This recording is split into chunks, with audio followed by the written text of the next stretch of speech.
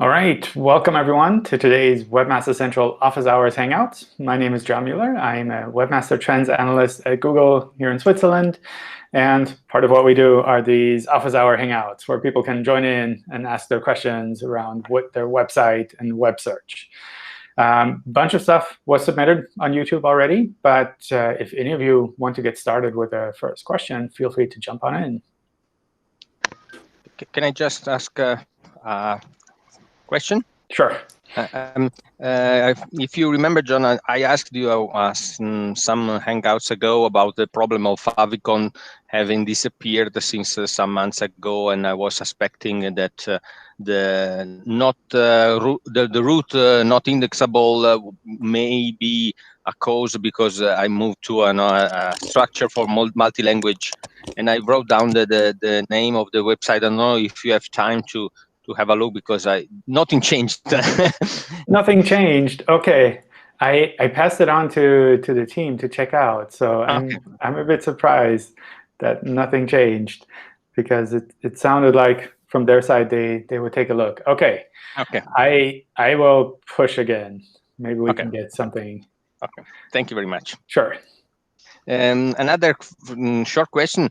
In the same site, I have pages that have specification and reviews of products. Okay, and there is one main page with the list, of course, of all the products, and then I have separate pages that do not show all the products, but filter for category. Okay, so I have one page filtering just the type A of products, and another listing just type B of products, and each of these pages have a canonical URL to themselves.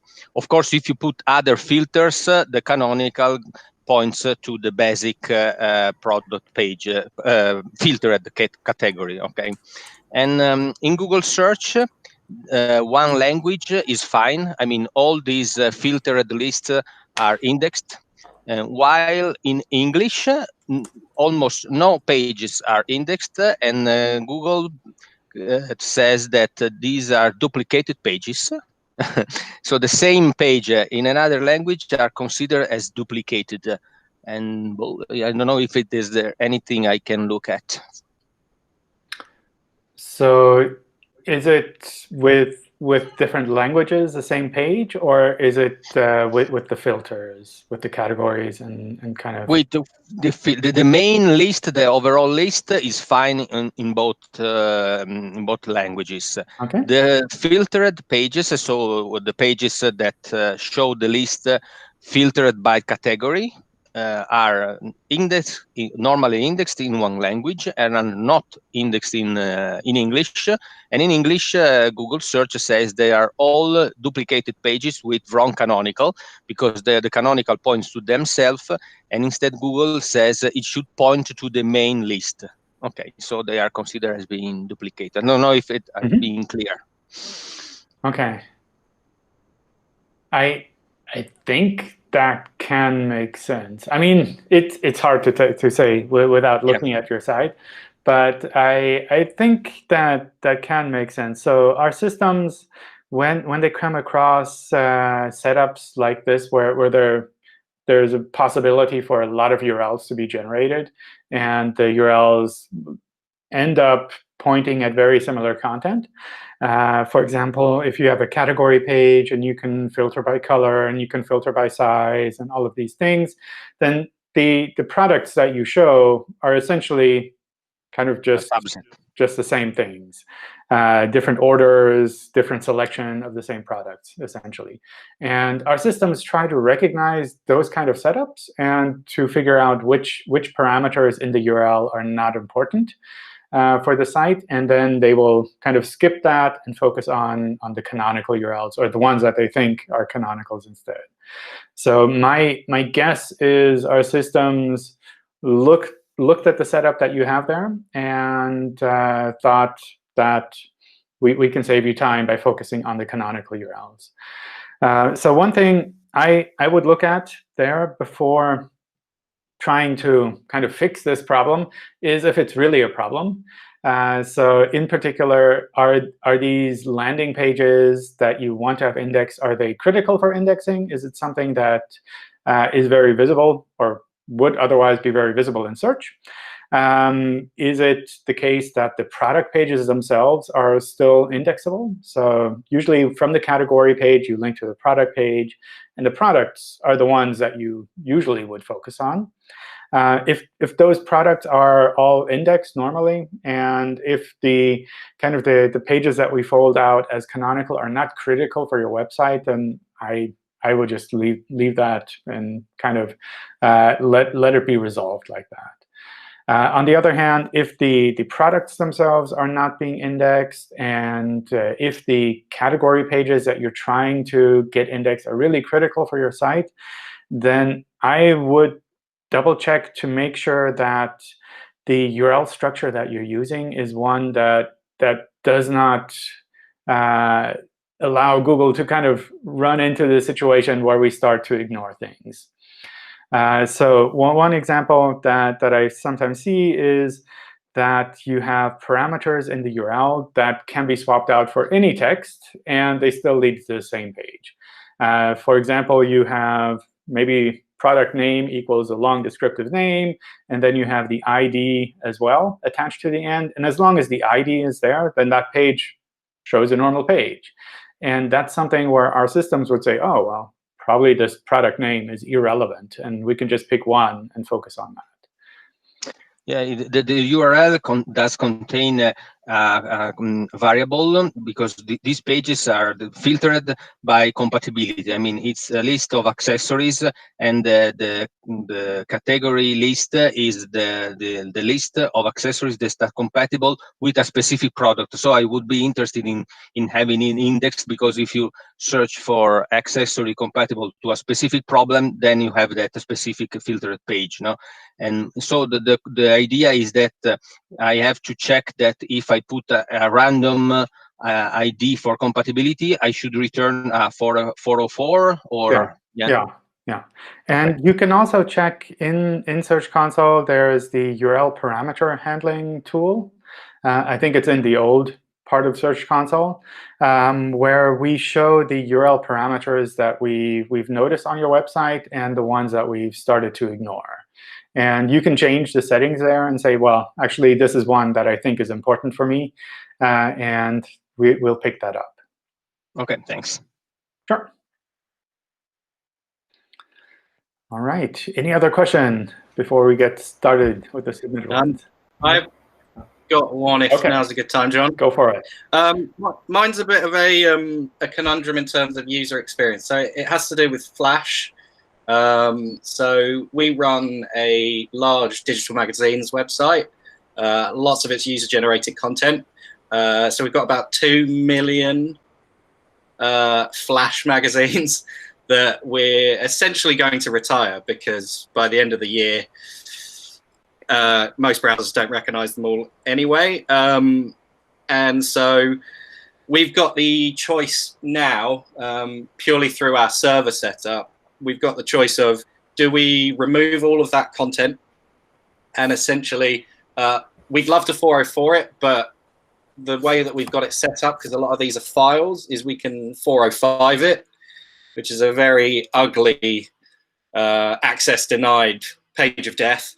Or we have the option to directly replace the file, give the user some kind of information, i.e., this content is Flash, we've retired it now, go back to the main page, and then canonicalize that content. But obviously we're talking about a scale of 2 million pages that suddenly overnight on our website become identical with the same message. Just wondering from a kind of user experience side, but then also obviously from a crawling and indexing side, what would be the best kind of route to go down?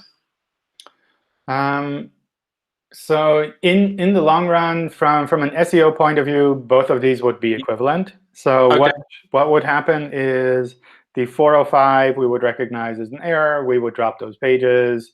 That's pretty fine.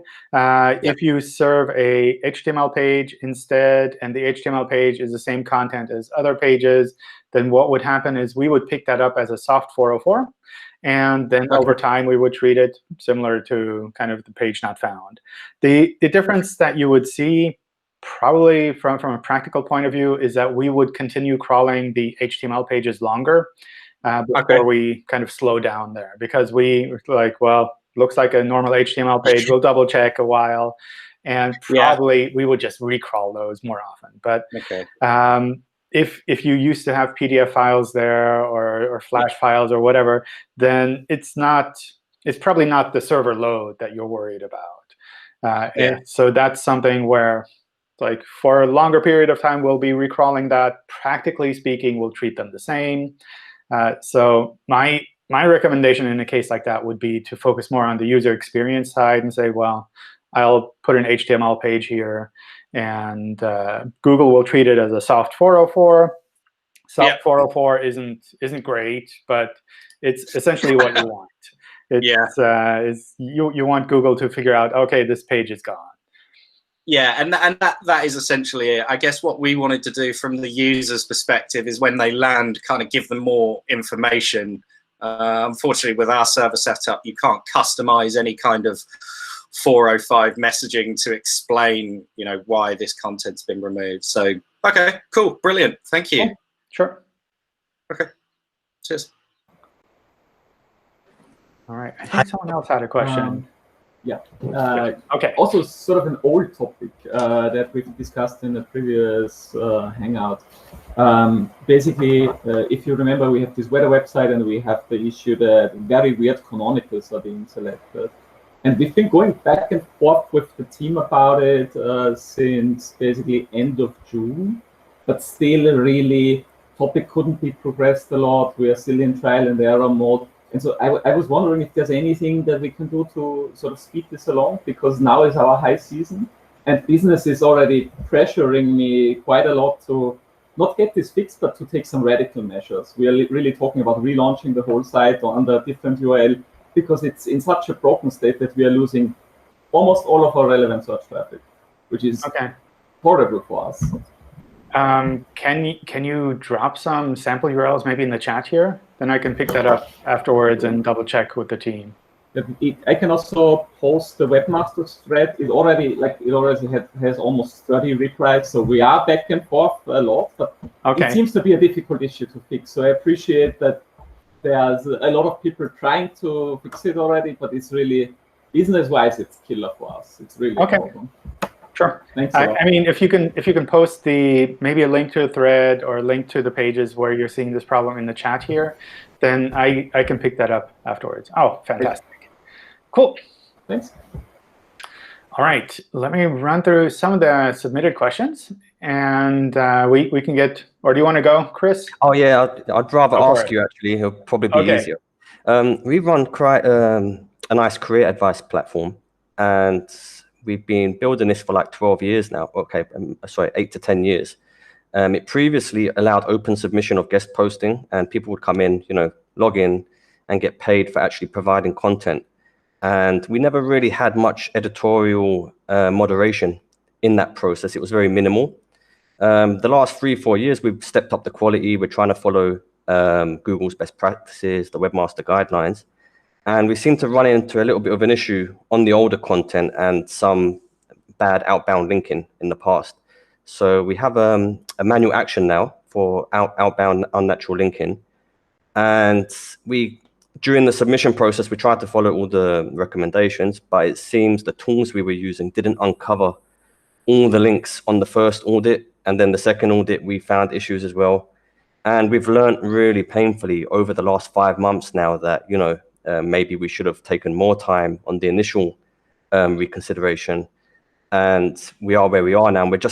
We're waiting 3 months, I think, from the last response, which was a processed response. And we had no note from the reviewer telling us what to fix. So we're kind of at a dead end here, wondering what to do. Do we wait longer, or do we keep following up? Because I've seen advice, don't follow up and do follow up. And we don't want to aggravate you guys, and spam you with reconsiderations. But I'm just wondering, what do you recommend in such a long wait, for 5 months here? Yeah, that seems pretty long. Yeah. So I think so in general with reconsideration requests, it's not something where you get kind of pushed forward if you do another reconsideration request. So like just continuing doing that is probably not going to help. But it sounds like something is stuck. So if you want, maybe post your URL here in the chat, and then I can take a look at that with the team to see what might be happening there. Would really appreciate that. Yeah. Okay. And the last response you got was that it was being processed, or it said it was processed, and the note said underneath that it's either adjusted or revoked, and if it remains in Google Search Console, it means it's just adjusted. So it still applies to the whole site, the manual action, and we've seen our traffic deteriorate with COVID since the spring, really. So it's kind of, we're in a desperate state now to get something done. I've even contacted a consultant, and they said to try reach out to you. So I'll post you the link anyway now in the chat. Or if you can post it now, I can double check quickly to see kind of roughly what the status is. This is not always the case that I can see exactly what's happening, but maybe I'll get something. Let's see if that's the correct link. Let's see. I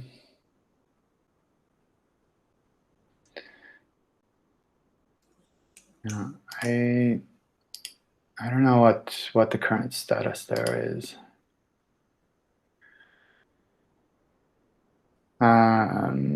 So I see we got a lot of duplicate reconsideration requests from you, but one is still kind of open. Yeah. Okay. I adjusted the message somewhat, but I wanted to give you all the evidence each time. But then I read maybe I should have customized the whole message each time and explained exactly what was done. And usually what happens is when we get another reconsideration request for the same site and one is still pending, we'll try to process the earlier one first.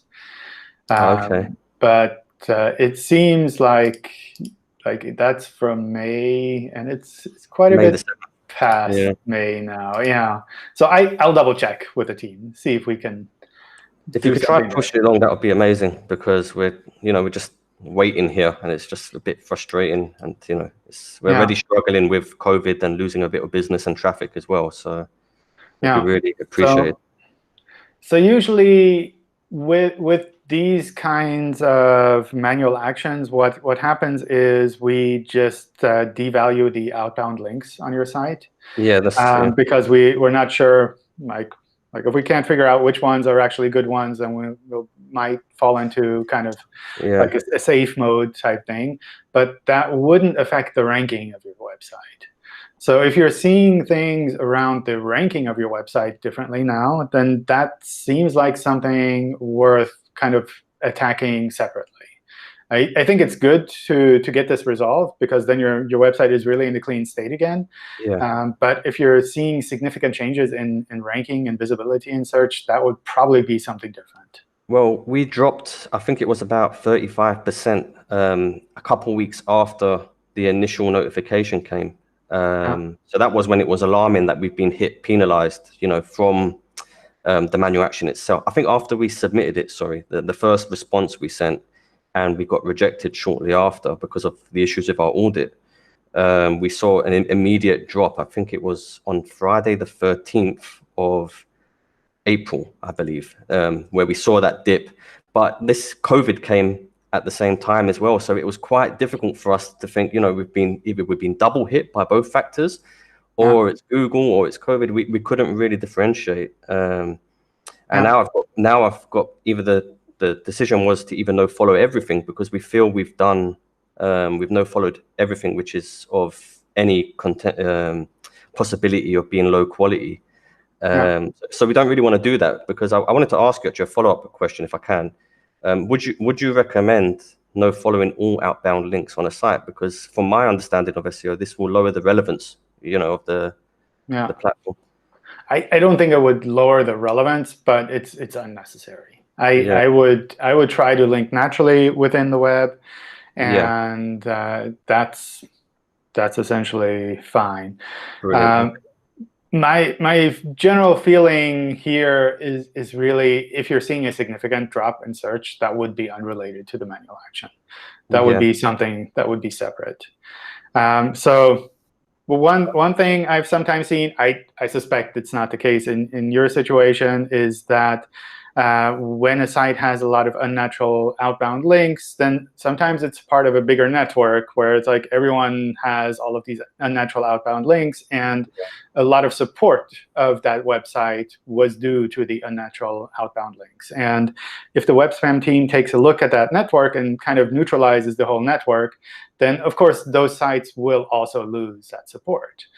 So that's where you might see a drop in visibility.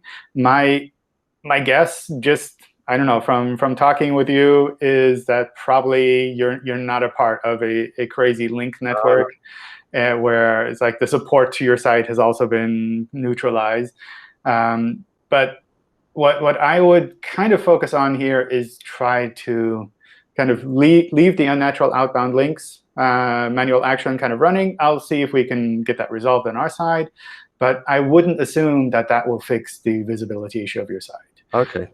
So I try to continue looking at other things and try to find ways to really significantly take things a step further. OK, thanks a lot. Well, it's stabilized for now, so I think it maybe was due to COVID. So yeah, thanks for that. Really helpful. Sure. OK, let me go through some of the submitted questions, and we'll have more time for other questions along the way. Do you know how Google determines how and why they show a photo of a product on one website's organic listing versus another website that doesn't receive it? For example, if you Google used Honda Civic, nearly half the organic results have a photo next to the website description, but half don't. When I look at the schema and images of those and those without, they're virtually the same. What am I missing? So we do try to pick up an image for particular pages if we can find one. And we do try to show that in search. However, we also need to make sure that there's some kind of a reasonable balance with regards to how many images that we do show in search. So it can certainly happen that for some pages we show an image, for other pages we don't. Maybe for other queries, we would show an image for those pages too. To kind of make it more obvious to us which image you want to have shown, I would kind of go back to the normal structured data. For example, with the article markup, or I forget which other variations of the kind of article or web page markup that you can use there, where there is a primary image on the page that you can specify. And by doing that, you make it a little bit easier for us to pick that up. That said, even without this markup, we can usually figure out what a relevant image for a page might be. And we can usually try to show that where appropriate. A 301 redirected 500 article pages to a new URL structure. The website has about 2,000 pages in total. The pages started to get crawled and indexed and recover the traffic drop they experienced during those days. But a few days later, due to a technical bug, the URL switched back to the previous URL structure, and traffic from those pages is almost gone. Other pages and page types of the site were not hit by this, only the articles. The fix took place the same day, plus we modified the canonicals and backlinks and internal links as well to the new structure in the following days. Is this mess with the bug and Google indexing the new URLs, and suddenly those are removed and back again after fixed it? Might that trigger a recrawl for the entire website, which might mean it might take weeks to recover? It's possible that this will trigger something on our side where we try to recrawl the website overall. Usually, the triggering of a recrawl on our side essentially just means we try to get an updated picture as quickly as possible. And usually that's due to us recognizing when there are significant changes on a website. So that could be, for example, you change the whole URL structure, or you move from one domain to another. Then we try to get that reprocessed as quickly as possible. It's not the case that the website will stand still or be dropped out of search during that time. It's just we're trying to crawl a little bit faster to catch up again. With regards to this situation, where you move URLs and then those new URLs disappear, and then you add them back again, it kind of depends a little bit on what happened during that bug stage on your side. If those new URLs disappeared completely and the redirects were still in place, then it would have been like you were redirecting to a 404 page. And in cases like that, we will think, well, you removed these pages, so we will drop them from the index. So in those cases, it probably takes a little bit longer than normal for us to pick that up again and to kind of index all of those pages again, because we have to kind of get back into when we look at your web page, we have to consider again, well, actually, these pages might not be gone completely. We'll double check them again, and we'll kind of get back into the normal crawling speed for those individual pages. On the other hand, if the redirect just dropped and the essentially kind of it looks like it moved back to the old URL, then those are cases which we can usually kind of cover fairly well, because it just looks like, well, you temporarily move them here, and then you move them back again, and then you move them here again. For our systems, like, we don't really care. I think it helps to make up your mind which URLs you want. But essentially, kind of this moving back and forth thing, that's something that we should be able to deal with. So that probably gets resolved fairly quickly. But in either of these cases, even in the worst case scenario where we thought you removed those pages and we kind of crawling those URLs less frequently, with a website of your size, with like 2,000 pages in total, we can crawl a lot of content fairly quickly. So that's something where I would suspect, in the worst case, within a week or so, like that will settle down again, and things will be pretty much OK. And at any rate, when it does settle down, it's not that Google systems will think your website is bad because you had this technical problem. It's essentially just, well, we have these pages indexed now, and we can rank them normally again. There's no kind of bad feelings left behind from a kind of a technical glitch like this. So these technical issues happen to every site. So you're not alone with that, and our systems have to deal with that all the time. I need to 301 redirect a page from a subdirectory on a domain to a subdirectory on a new domain. Do I need to have the new page indexed by Google before making the redirect to it? No. You can redirect to a completely new URL. That's usually the case how things are done. It's like you take one URL, you redirect it to another one, and then we recognize the new URL, and we focus on the new URL. So it doesn't need to be the case that you have to first get that page indexed and then set up the redirect. It doesn't harm if you do that either. So whatever works. An article of mine was ranking on the first page of Google. There was a typo in the URL. I did a 301 redirect to the correct URL, and Google was still ranking the old URL. So I requested re-indexing of that page. And within 5 minutes of the request, the page disappeared completely and couldn't be found using the cite operator. After 3 days, the page got back in Google search, but now it's no more ranking and can only be found with the cite operator. Can you tell me how long it will take to get back into the original position? I don't know. Like you mentioned, I also don't think this is a penalty. It's not like a black hat practice or anything. This kind of thing can happen. Usually, the cases where I have seen something like this, where a page disappears completely, is more due to kind of the site owner using Search Console to remove the old URL, and then we run into a situation where maybe we make the old URL canonical, but you told us to remove it, so we won't show anything. I don't know if that's something that happened here.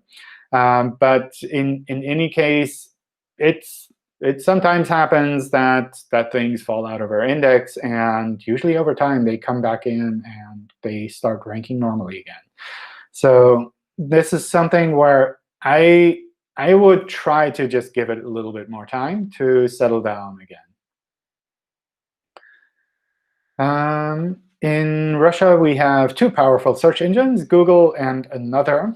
Can I separate the site on two domains? Visits from Google sent to the first domain, and from the other one to the other domain. The second domain is closed for Google and robots text, but open for other search engines. The idea is to try to recover Google traffic, but not risk losing traffic from the other search engine. Before moving, it was 52% from Google and 48% from another. Will it work? Any bans? Because the two domains with similar content, but one is closed for Google, and Google Chrome users will have different behavior on opening one domain. So I don't know if this makes it any easier for you to do. But at least from our side, if you want to do something like this, that's perfectly fine. If you prefer to block a part of your website or one of your domains and say, Google should not index this domain, that's perfectly fine. That's your decision to make. The thing to kind of keep in mind is that there's more to your website than just your domain. So in particular, links on the web are things that we try to pick up that pretty much all search engines try to pick up. And if you have two separate domains, then you will have some links going to this domain and some links going to that domain. And if you block one domain for one search engine, then that search engine will only see a part of the picture. And they might assume that actually this website maybe is not so great after all, because only like the small part of the links are going there. And that's something where potentially you're making it a little bit harder for your website than it needs to be. So that's kind of what I would watch out for there. The other thing is also with regards to having two websites for two search engines, you're just making everything much more complicated from a technical point of view. How do you deal with users? How do you deal with users from different locations? All of these things still kind of fall in here. If you wanted to do maybe ads at some point, how do you deal with that? Do you run ads separately on the different domains? How do you promote those websites? If you want to publish something really fantastic and you want to spread the word about that, how do you do that? These are all things which, from my point of view, make it a lot more complicated than it needs to be. And I don't know which search engine you're referring to. Well, I can guess. But my general feeling is that most search engines kind of look at similar things. So it's not that if you have headings on one site, that's one search engine will say, oh, this is fantastic, and the other one will say, oh, this is terrible. But rather, search engines try to look at pages, and they look at it in slightly different ways and try to understand those pages in different ways. But it's not that they would say, this page that one search engine says is fantastic is now terrible. So they kind of have similar ways of looking at pages. So from that point of view, I kind of worry that you're making it a lot more complicated than it needs to be, and you're probably finding a problem where there is none. When taking a mobile-friendly test for the same page at a different time gap, it shows 3 variant results, like partly loaded, not mobile-friendly page, and sometimes showing mobile-friendly page with 17 resources unloaded.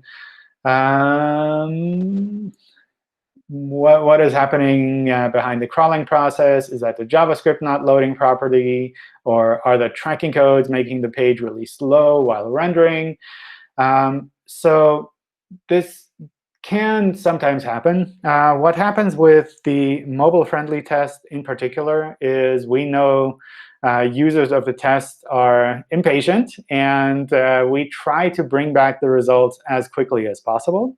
However, at the same time, we also know that websites have limited capacity. So we try not to overload their servers. So what can happen is if you have a very complex page that uses a lot of embedded resources, a lot of different things, maybe even from different locations, different servers, then it can happen that we're not able to completely load that page in time to do the full test. So what will then happen is we will load as much as we can where we're sure that we're not overloading any servers, and we will try to run the test on that part of the page.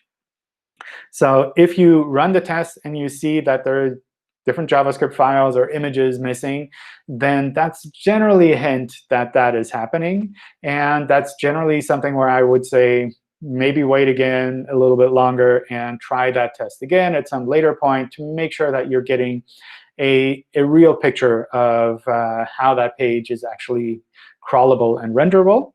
And if you're seeing that it never is able to be processed properly, then I would double check to see if there may be things that you can simplify on your pages. Maybe combining different kinds of JavaScript, maybe removing some of the different tracking setups that you have on the page. Maybe you have other things that significantly slow things down. A good way to look at that is to look at the waterfall diagram that you can see in Google Chrome. If you go to the developer tools, I think it's in the network settings, in the developer tools. What happens is you reload the page when you're there, and then it shows how all of the different resources are being loaded and when they're being loaded.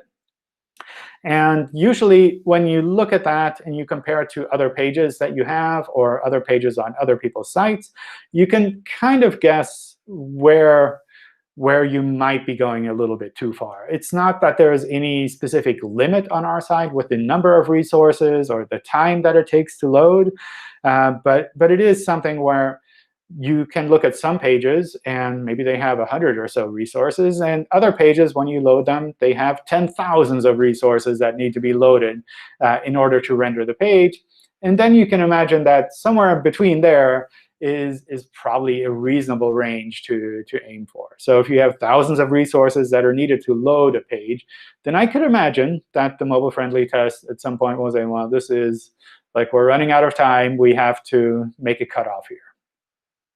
Another tool that you can use, which gives you this waterfall diagram in a more neutral way, in the sense that it's not tied to your computer or your settings, your internet, is webpagetest.org. And there you can use different device types. You can look at the screenshots. You can see how long it takes to load different parts of your page. So that's kind of the direction that I would go there. Let's see, second part of the question, a page without an H1 title, will it still rank for a keyword which is in the H2 title? Of course.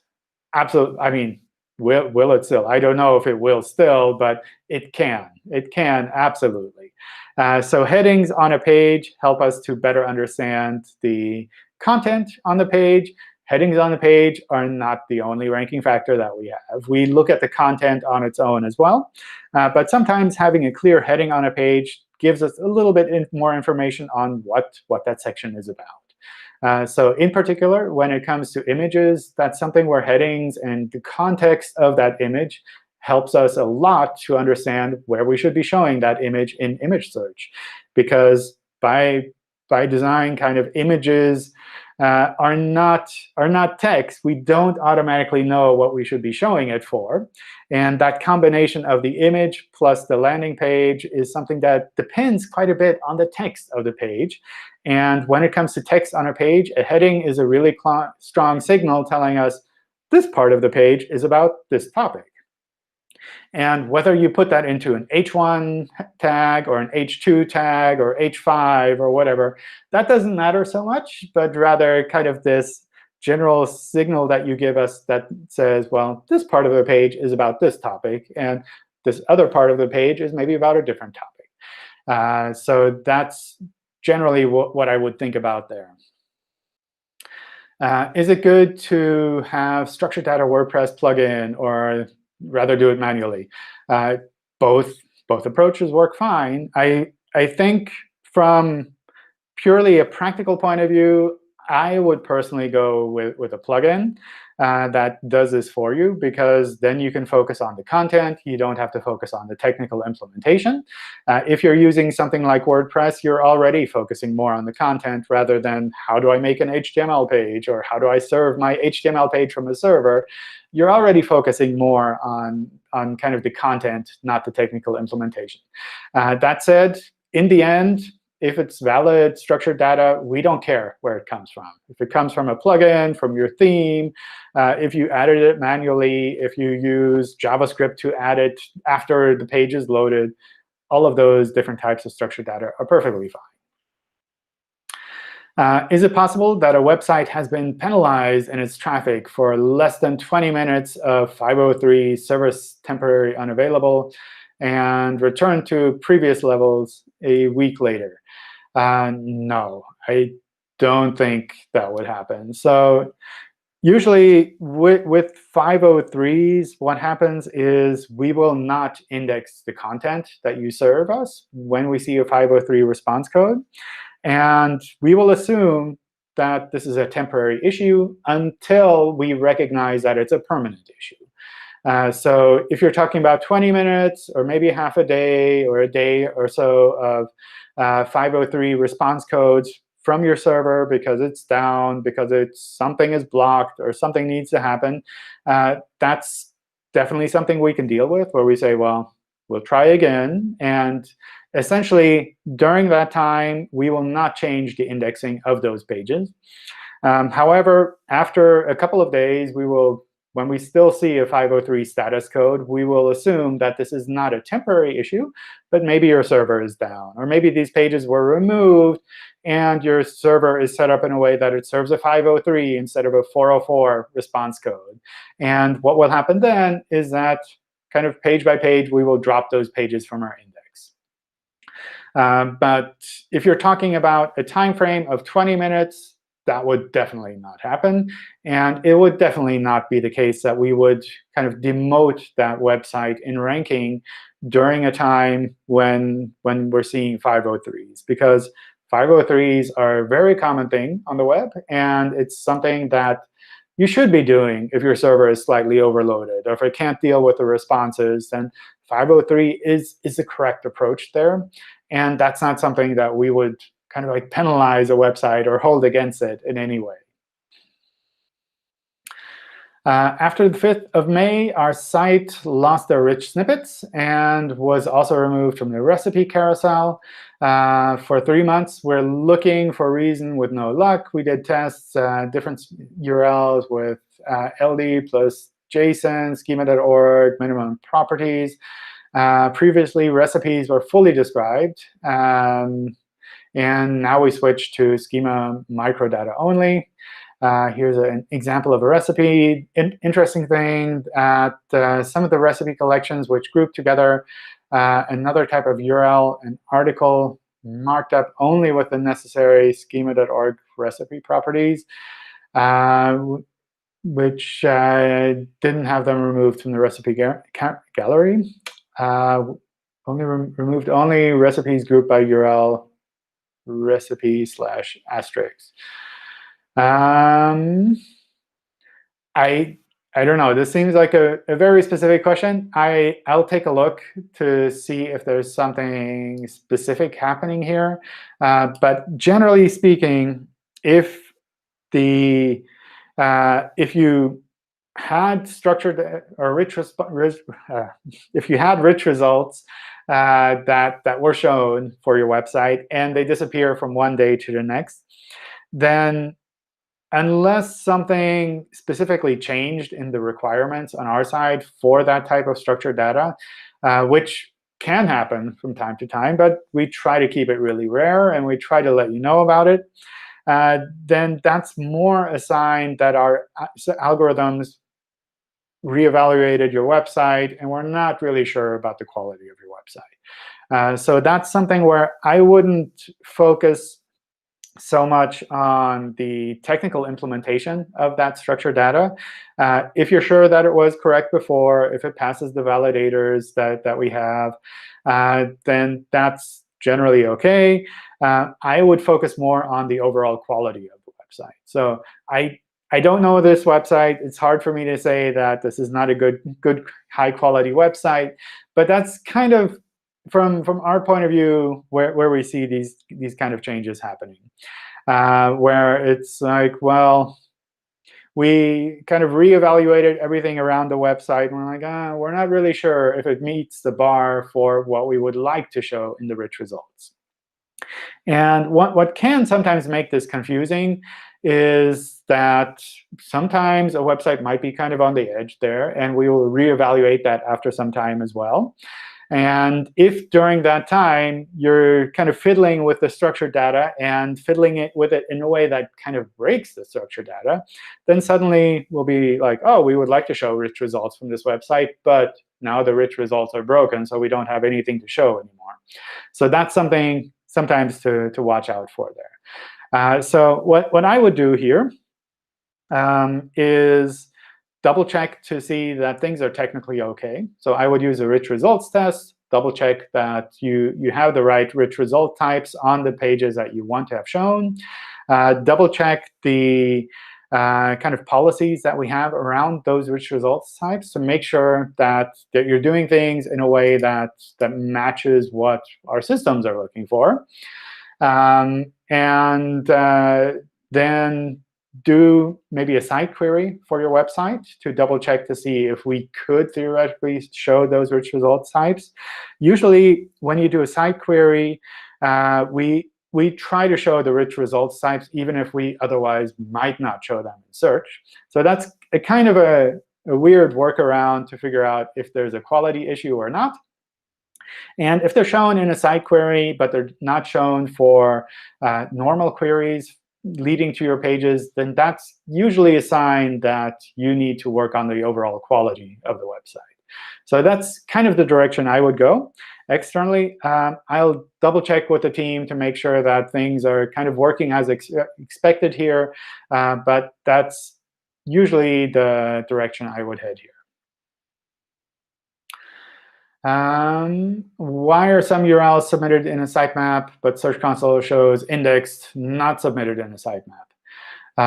It's hard to say without looking at specific examples, but we don't always process everything in all sitemap files. So that might be something where you're kind of running into this kind of an edge case where we've seen the sitemap file, but maybe we haven't processed all of the contents in there yet. And then Search Console will say, well, it's indexed, but it's not submitted in the sitemap file because we haven't had time to draw that connection. Due to a bug, many of our web pages are missing meta titles and meta descriptions for 3 to 4 months. Metrics seem to indicate that this had an impact on traffic from search. Now that the bug is fixed, what's the best way to indicate to crawlers that these pages have been updated? Submitting each URL individually for recrawl would be cumbersome. I was thinking of updating the last updated date for the offending pages in our sitemap, about 500 pages. Could that make it seem like I'm trying to game the system? Since the actual body of the content hasn't changed, will I be penalized? Is it better to leave it be? So changing the last modified date is exactly what you should be doing here, because you modified these pages. You put a title on these pages. You added a meta description on these pages. Sometimes, like even when you add structured data to a page, it's not visible at all. But it is a bigger change on a web page. So setting that last modified date in the sitemap file is exactly the right thing to do here. If you have a kind of a date that you serve with the pages themselves, then updating that would be great too. But essentially, using the sitemap file is what you should be doing here. You can also do that individually in Search Console. But again, with like 500 pages, it's a lot of work. What I would do personally is try to find maybe the top, I don't know, 5%, 10% of the pages that are really important for you, and submit those manually, and just make sure that everything is otherwise set up properly in the sitemap file. So that way, the pages that you really care about, the ones where you think people are really searching for, and a missing title or missing description is making it less interesting for people to click through, then at least those are updated as quickly as possible, and then the rest will be updated naturally. Last time in the German Webmaster Hour, you've been talking about the rich result FAQ problem. That has been all focused on showing rich results in search results. I have additional questions to that. We did not change the way of schema implementation, and still the site has the FAQ markup in the source code. But Search Console report is empty. All valid markups are gone. If we test the site, even as live URL in Search Console or in the rich result test tool, everything shows valid. The markup just doesn't show up in the report. What could be wrong here? I don't know. It's hard to say without looking at the site itself to kind of see what we're picking up on here. Usually, the report in Search Console takes a bit of time to be updated and populated. So when you add a site to Search Console for the first time, some of the reports will have data right away, and others might take maybe a week or so to be updated. So sometimes you would see a difference there like that. In general, if the markup is on the pages and is findable with the rich results test, then that's what you should be aiming for. With regards to the FAQ markup in general, one of the things that I've noticed people talking about online is that we're showing fewer of these in the search results. And that's something, from my point of view, that's kind of natural development, where we try to find the right balance between like showing these everywhere and showing these for pages where it kind of makes more sense. And that's something that generally doesn't have any kind of effect from the markup that you have on the pages themselves. It's really more that suddenly everyone has added FAQ markup to their pages, and we can't show every search result with FAQ markup. So we have to kind of fine-tune which of the ones, which queries, which pages we should be showing the FAQ rich result types for. OK, still a bunch of questions, but we're kind of running low on time. So I'll switch to anything from you all. It looks like maybe on the Google Meet side, something is kind of blocking random people from joining. But I'll pause the recording in a bit and leave the Hangout running for a while. So maybe that will let more people join in. We'll see. Anyway, any questions from you all? Hi, John. I have one. OK. So this is happening with our website, basically, where we have multiple, you can say, website within one global website. So we are using folder structure to kind of target different country, let's say US, UK, Japan, Brazil, Mexico. And so in that, basically, from the last week or something, we have noticed a change in the one specific country, that's Japan. So wherein Google detecting the duplicate of Brazil, that's something, and now the Japan page is kind of removed from the index and instead kind of ranking the Brazil page. So I checked in inspect URL, wherein it says it's a duplicate, and kind of your Google has selected as a different canonical of Brazil. So just wondering, like, why is it happening? So maybe it might be one of the possibilities happening. Like recently, tech team has developed or did one specific change in the hreflang, where they have implemented kind of the default version of the page is in English and the alternate in the Japanese. Similarly for the canonical version of the Brazil, where they have marked as the default English and the alternate as you can say the Portuguese language or the Spanish version. So in that, basically, Google might be getting confused. Like, is it the case, or maybe something else, which is kind of not allowing Google to kind of crawling or kind of indexing the specific page that we actually wanted for? So are the pages in the same language, or are these different language pages? Yeah, they're in different language. For example, in Japan case, it is in Japanese, the default one. and the one the Google is referring is actually in the Portuguese. So that's altogether a different language. Yeah. Okay. That sounds to me like either the website is trying to automatically serve the content in the user's language, or there's some kind of a mismatch with the rel canonicals on the page. So there are situations where we get confused and we think that two pages are the same, and we will fold them together. But usually that's the case when the pages are the same language. Like you have one page in English for Japan and one page in English for, I don't know, Hong Kong, and the pages are exactly the same. They're just for different countries. Then that would be something where our systems would say, well, we can simplify this and just keep one as a canonical. But if the pages are in multiple languages, they're served directly in those languages, then that wouldn't be something where we would say these pages are the same because they're translated. Because translated content is, by definition, different content for us.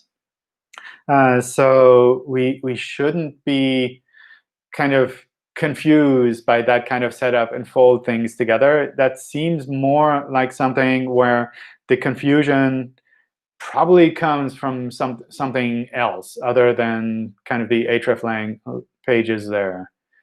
But if you want, maybe you can drop the URLs in the chat here, and I can take a look at that with the team afterwards. Sure, John. So let me give you some more context to it. Basically, yes, like you mentioned, currently it behaves like, depending on the user's browser language, it something serves the content accordingly. But I cross-checked the same with Gary, where he mentioned, like, it is OK as far as you are serving the right content to the user and the bot. So in that particular case, when the user is coming, they're getting the Japanese, and even when the Google is coming, they're getting the content in the Japanese itself. So what conflict is happening over here that with the hreflang is that the default version the tech team has implemented is something in English, but the page is in Japanese. So I feel that's fine. Like you mean the X default hreflang? Means like the page, for example, the /jp is the default page where the content present on that page is in Japanese, but by the hreflang the tech team is implemented this page is in English. So that is the, you can say, conflict is happening. Like the hreflang saying this page is English, but when you look at the page, it is actually in Japanese. Oh, OK. Yeah. That sounds like something worth fixing, but that shouldn't be causing an issue with indexing. I think the one thing to watch out for is that Googlebot almost never crawls with an except language header. So that's something where maybe we'll use English as an except language header, or maybe we won't use any language as an except language header. And if you're serving the English content to users with the English except language header, then we would only see the English content. So that's kind of like you're trying to do something fancy, but instead of automatically serving that content, what I would do is maybe show a banner on top and say, hey, we have the English or the Japanese version here, and you can follow with a link to get to that version rather than swapping out the content directly. Yeah, so John, we already have those options as well. Like we have providing this a language switcher where you can, where user can actually switch to the different languages. But it was absolutely was fine before the implementation by the tech team, and now when they implement this particular change, we have seen a lot of changes in the Japan website, especially. Yeah. I don't know. OK, I'll take a look with the team. Sure. Thank you, John. Sure. OK, we're kind of out of time. I'll keep the Hangout running. I'll just pause the recording now. Perhaps that makes it easier for other people to join in. Sometimes Google Meet is a little bit super protective and blocks everyone from joining in. So let me just find the pause button. Thank you all for joining in. And hopefully, we'll see more of you in one of the future Hangouts. All right.